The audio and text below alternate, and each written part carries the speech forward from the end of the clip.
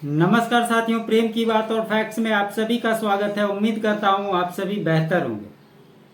दोस्तों, इस समय आप देख रहे हैं कि किस प्रकार से राहुल गांधी का दौरा बिहार में लगातार चल रहा है। और अगर इससे पहले की बात करें तो आपने उनके मुख से लगातार ओबीसी, पिछड़ा, दलित, इन्हीं सब बातों की चर्चा आपने लगातार सुनी होगी, क्योंकि उनके हिसाब से अगर इस देश के प्रधानमंत्री पिछड़े समाज से आते हैं, वो उनको पिछड़ा नहीं मानते। अभी जो चीफ जस्टिस ऑफ इंडिया हैं, वो पिछड़े समाज से आते हैं, उनको वो पिछड़ा नहीं मानते। इस देश की राष्ट्रपति महोदया द्रौपदी मुर्मू आदिवासी समाज को रिप्रेजेंट करती है। और इसके अलावा भी कई सारे ऐसे लोग हैं जो इस देश को सर्वोच्च पदों पर रहकर गौरवान्वित महसूस कराते रहे हैं और आज भी कर रहे हैं। लेकिन ये बात सत्य है कि राहुल गांधी को जो पर्चा मिल जाता है वो उसको पढ़ देते हैं, क्योंकि उनकी बातों को सत्यता से दूर दूर तक कोई लेना देना नहीं रहता। और यही अक्सर देखा गया।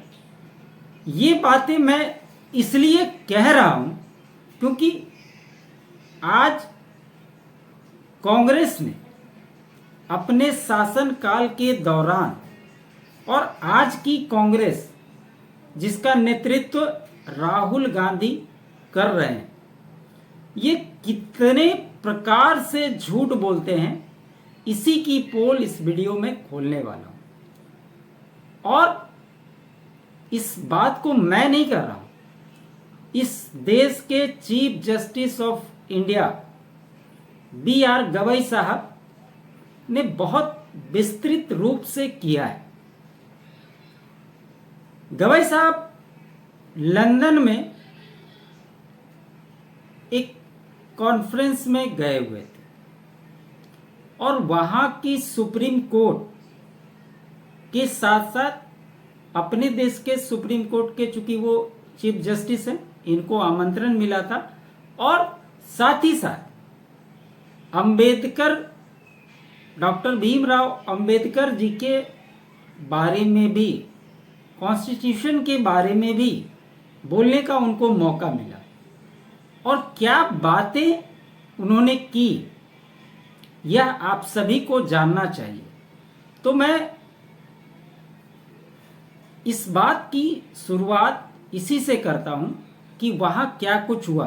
इस पूरे वीडियो को आप अंत तक देखिए, आपको हकीकत पता चलेगा कि जो आज राहुल गांधी कहते फिरते हैं उसमें और पहले से जो कांग्रेस ने किया है उसमें अगर देखेंगे तो नाम मात्र का भी डिफरेंस आपको नहीं दिखेगा। चीफ जस्टिस ऑफ इंडिया चुनने में नेहरू इंदिरा ने की थी मनमानी। ये अभी के चीफ जस्टिस बी.आर. गवई साहब ने इंग्लैंड में बोला। जजों का स्वतंत्र रहना जरूरी, इस बात को भी उन्होंने कहा। इतना ही नहीं, उन्होंने उदाहरण दिया। उन्होंने उदाहरण देते हुए बताया कि न्यायमूर्ति सैयद जफर इमाम को 1964 में खराब स्वास्थ्य के कारण मुख्य न्यायाधीश नहीं बनाया गया था और पंडित नेहरू की सरकार ने न्यायमूर्ति पी.बी. गजेंद्र गढ़कर को यह पद सौंप दिया गया था। क्योंकि पहले के सभी कॉलेजियम पे सवाल उठते हैं, लेकिन उस समय के शासनकाल के दौरान जो सरकारें होती थी, एक तरह से समझिए कि उन्हीं का आधिपत्य इस पर होता था। वही डिसाइड करते थे कि कौन जज बनेगा, कौन जज नहीं बनेगा। आपको याद होगा जब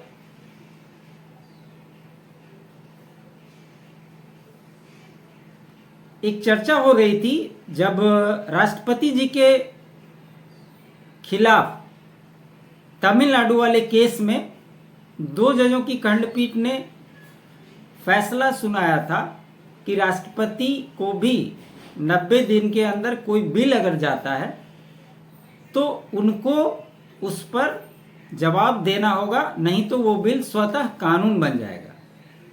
और निशिकांत दुबे जी ने कहा था, इसी कांग्रेस के बारे में एक्स पर लिखा था कि कैसे एक व्यक्ति को सुप्रीम कोर्ट का जज बना दिया गया था जिन्होंने कानून की पढ़ाई नहीं की थी। ये सभी बातें अवेलेबल है, आप जा करके देख सकते हैं। भारत के मुख्य जज BR गवई ने जजों की नियुक्ति को लेकर अहम टिप्पणी की है। उन्होंने कहा है कि सरकार ने भारत के मुख्य न्यायाधीश की नियुक्ति करते समय ये बात सबसे वरिष्ठ न्यायाधीशों को नज़रअंदाज किया। उस समय न्यायाधीशों की नियुक्ति में अंतिम निर्णय सरकार का ही था। यह बात उन्होंने स्पष्ट तौर से उस कॉन्फ्रेंस में की।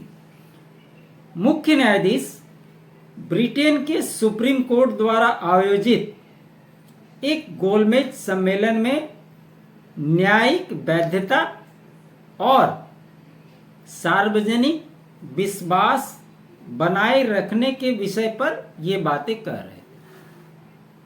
लंदन में नेहरू सरकार पर जो उन्होंने कहा और जिस प्रकार से उन्होंने अपनी बातें खुलकर रखी, ये बहुत ही महत्वपूर्ण है। इसको निश्चित तौर पे आपको जानना चाहिए।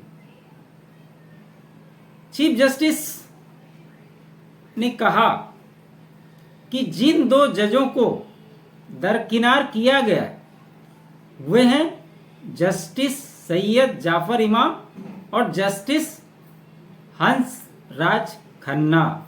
आपको याद होगा कि BR गवई साहब के पहले जो चीफ जस्टिस थे संजीव खन्ना साहब, ये उनके चचा थे हंसराज खन्ना साहब। और इनको कब नहीं बनाया गया था? 1977 में। और इनको जो किया गया था जस्टिस इमाम को, वो 1964 में नेहरू की सरकार थी, उस समय किया गया था।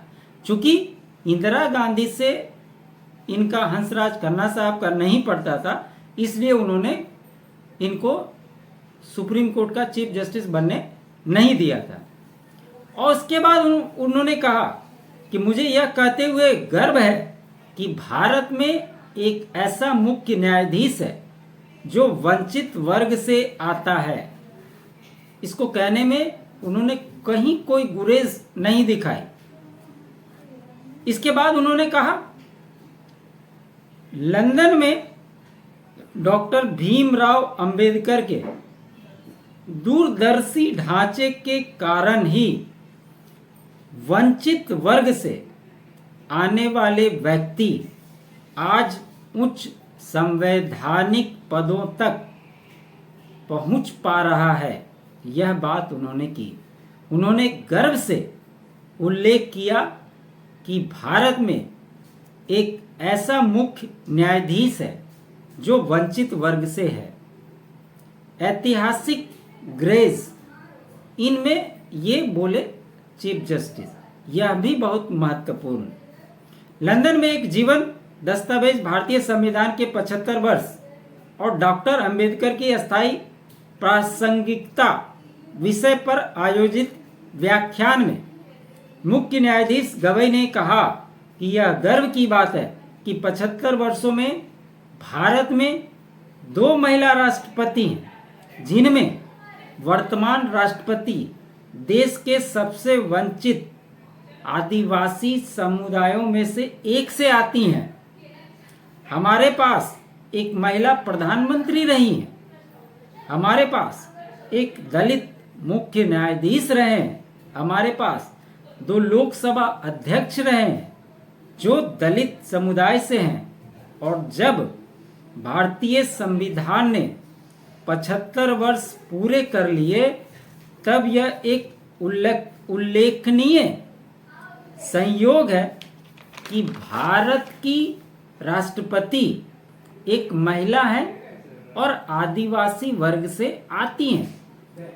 हमारे पास एक प्रधानमंत्री है जो पिछड़े वर्ग से आते हैं और जो गर्व से कहते हैं कि केवल भारतीय संविधान के कारण ही वे आज प्रधानमंत्री बन सके।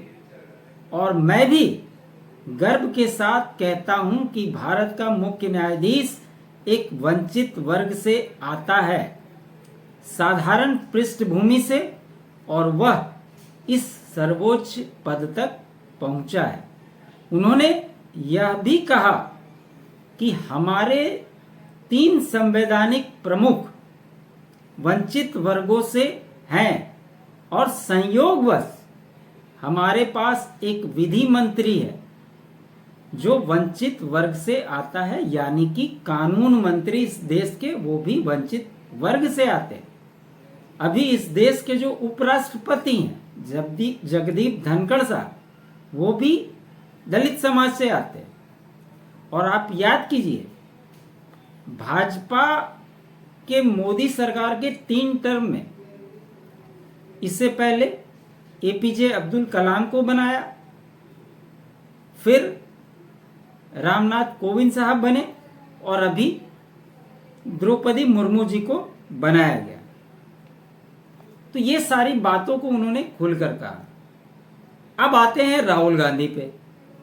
आपने देखा होगा कि 2024 लोकसभा चुनाव के पहले से लेकर वो लगातार हर एक काम में, इसमें कितने दलित हैं, इसमें कितने पिछड़े हैं, इसमें कितने ओबीसी हैं, ये लगातार सवाल उठाते रहे। लेकिन आज चीफ जस्टिस ऑफ इंडिया ने लंदन में जिस प्रकार से नेहरू इंदिरा के कार्यकाल से लेकर राहुल गांधी की बगिया उधेड़ी है, इसको राहुल गांधी को बैठकर स्टडी करना चाहिए और देखना चाहिए कि वो जो बातें करते हैं वो और जो हकीकत है दोनों में कितने अंतर है, तब उनको हकीकत समझ में आए। वो बिहार में आए हुए थे और वहां पर एक बच्ची को कहते हैं कि तुमको क्या बनना है। उसने कहा कि मुझे एमबीबीएस की पढ़ाई करना है। तो उससे पूछे कि तुम किस समाज से आते, वो बोली दलित समाज से। तो राहुल गांधी ने क्या कहा? राहुल गांधी ने कहा कि तुम नहीं बन सकती। अब सोचिए कि किसी कारणवश अगर उस बच्ची का सिलेक्शन नहीं होता है तो उसके दिमाग में क्या आएगा कि सही बात है, राहुल गांधी ने ये बातें तो कही थी और इसी वजह से मेरा सिलेक्शन नहीं हो रहा है।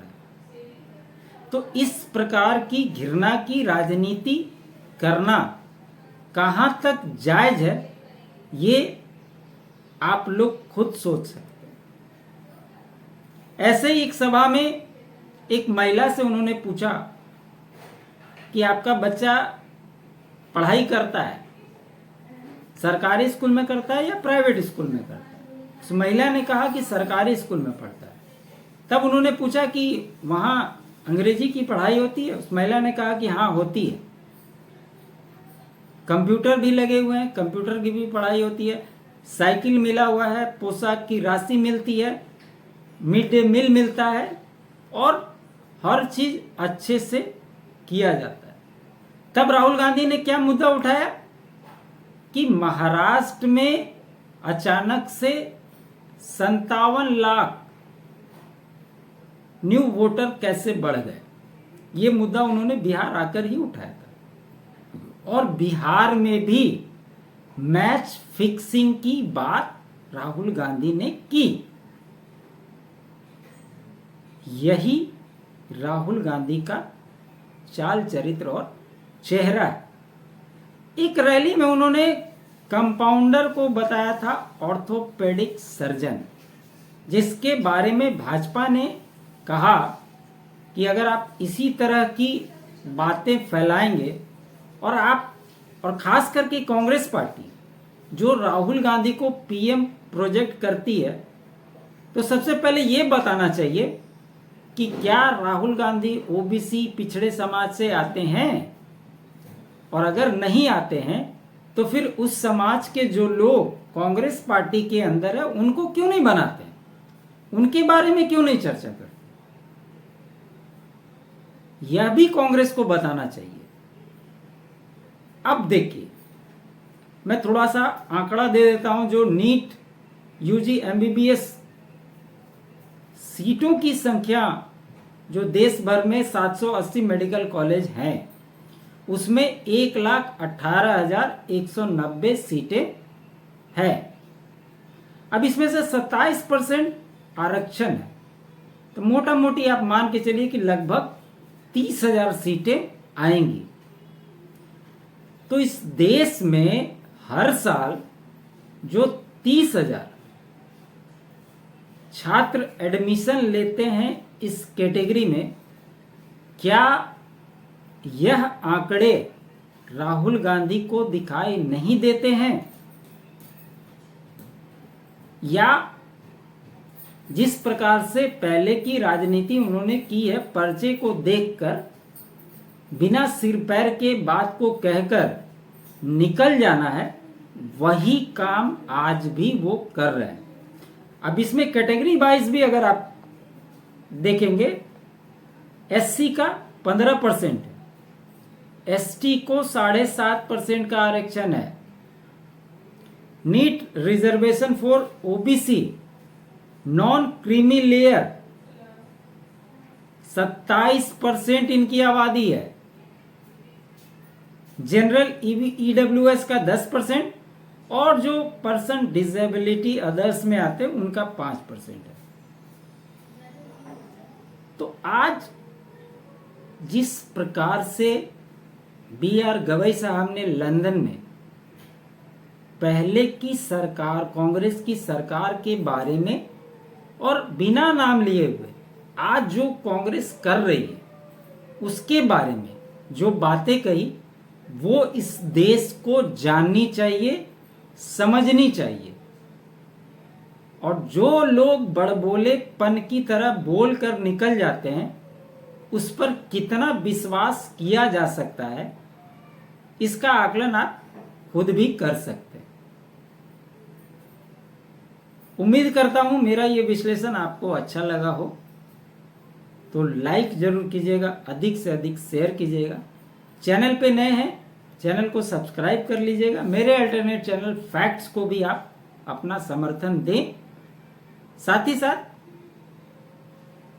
चैनल के लिए आप अपना कंट्रीब्यूशन भी दे सकते हैं। QR कोड स्क्रीन पे, ज्वाइन बटन ले सकते हैं। बाकी डिटेल भी आपको डिस्क्रिप्शन में मिल जाएंगे। आप सभी का बहुत बहुत धन्यवाद। जय हिंद, जय भारत।